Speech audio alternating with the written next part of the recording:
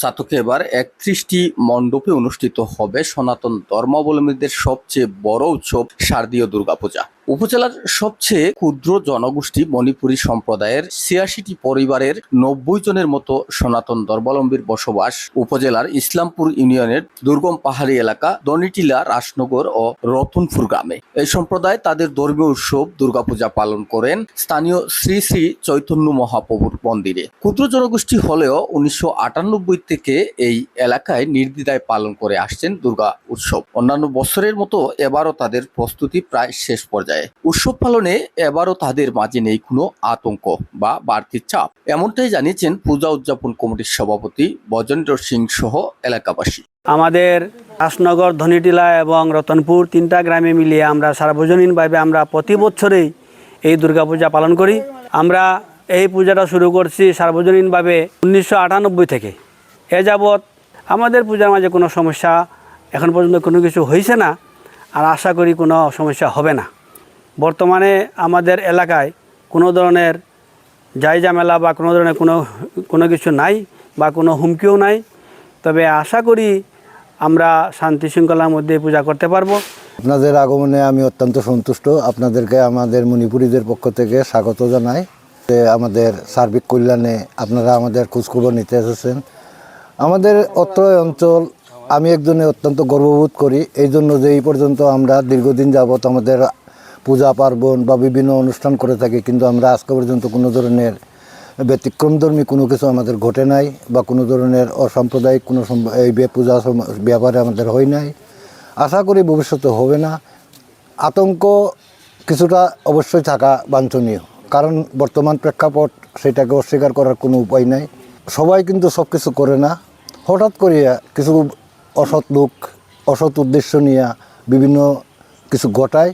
কিন্তু আমার মনে হয় এই এলাকায় যারা নেতৃস্থানীয় ব্যক্তি আছে বা আমাদের যারা জনগণ আছে আমাদের বিভিন্ন সমাজের, প্রত্যেকেই কিন্তু তৎপর আছে যে যাতে অনুষ্ঠানটা আন্তরিকভাবে তারা চাইতেছে যে পূজাটা বা আমরা যাতে একে অন্যের সাম্প্রদায়িক যেন দাঙ্গা না হয়। আশা করি আমরা শান্তিপূর্ণ অবস্থানে থাকতে পারবো। আমাদের এলাকায় কখনো কোনো বিশৃঙ্খলা সৃষ্টি হয়নি। আমরা সবাই সম্মিলিতভাবে, হিন্দু মুসলিম সবাই সম্মিলিতভাবে পূজা উপভোগ করি। উপজেলা প্রশাসনের সাথে যোগাযোগ আমাদের সবসময় আছে।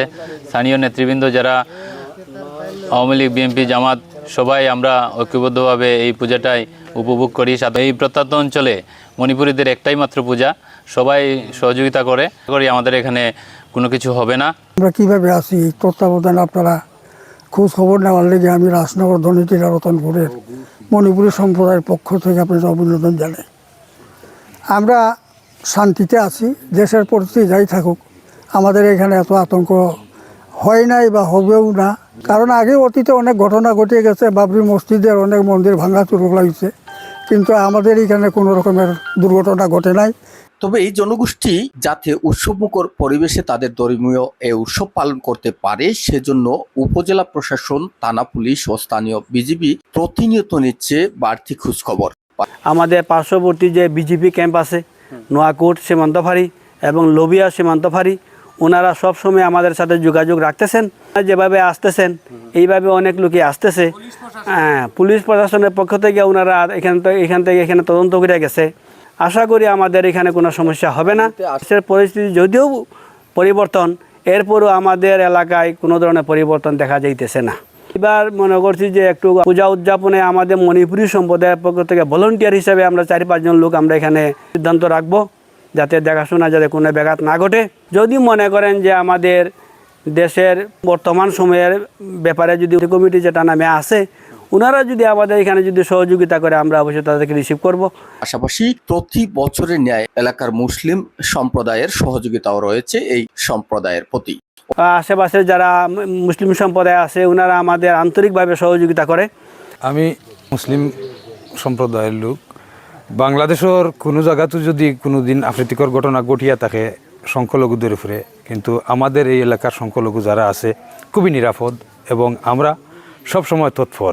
ধর্মের উপরে আঘাত করার আমরা চিন্তাধারা নাই। এই আইজবদি কোনো ধরনের আফ্রিতিকর ঘটনা তার আর কোনো অনুষ্ঠানও ঘটিছে না। আর আশা করি এই কোনো ধরনের আফ্রিতিকর ঘটনা ঘটতো না।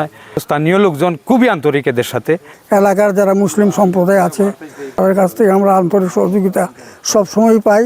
অন্যদিকে ছাতক পৌর শহরে 12টি মণ্ডপে অনুষ্ঠিত হবে দুর্গাপূজা, যার প্রস্তুতি নিয়ে ব্যস্ত সময় পার করছেন পৌর এলাকার সনাতন ধর্মাবলম্বীরা। ছাতক পৌর পূজা কমিটির সভাপতি বাবু অরুণ অধিকারী জানিয়েছেন, পৌর এলাকায় 12টি মণ্ডপে প্রতিমা তৈরি প্রায় শেষ পর্যায়ে। এখন চলছে সাজসজ্জা ও স্টেজের কাজ। উৎসব পালনে সকল ধর্মাবলম্বীদের সহযোগিতা কামনা করে তিনি বলেন, উপজেলার মধ্যে হলো 19টি পূজা মণ্ডপ আর ছাতক পৌরসভায় 12টি। এই 12টি পূজা মণ্ডপের কাজকর্ম এবং পূজার মূর্তি টুর্তি সবগুলা প্রায় শেষ। এখন রং তুলির কাজ চলছে। আতঙ্ক আছে কিনা? আমাদের মাননীয় ভারপ্রাপ্ত পুলিশ সুপার ছাতক মহোদয় গত শনিবারে মিটিং করেছেন, প্রত্যেককে বলছেন, অনুরোধ করছেন, অনুরোধ করে আমাদেরকে জানাইছেন যে আপনারাও যদি কোনো ধরনের বই ভীতি কোনো কিছু পান আপনারা সাথে সাথে আমাদেরকে অবহিত করবেন।